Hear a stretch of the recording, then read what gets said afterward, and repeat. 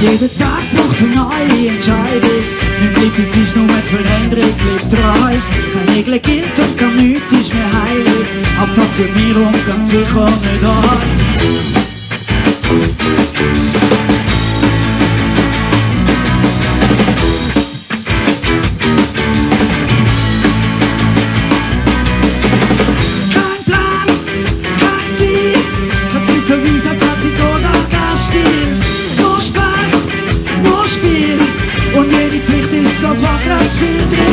Doch Gott ist schlecht, finden wir ja unendlich viele schöne Bilder, wo man halbstellen kann.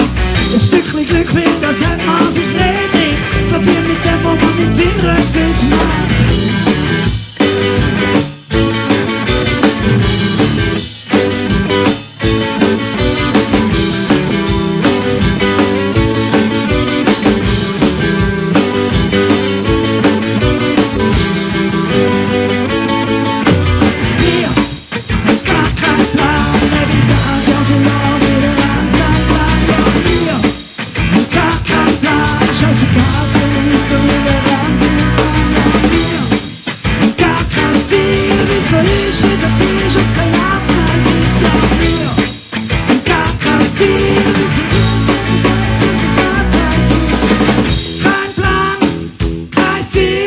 Und drum machen wir, was man von uns will.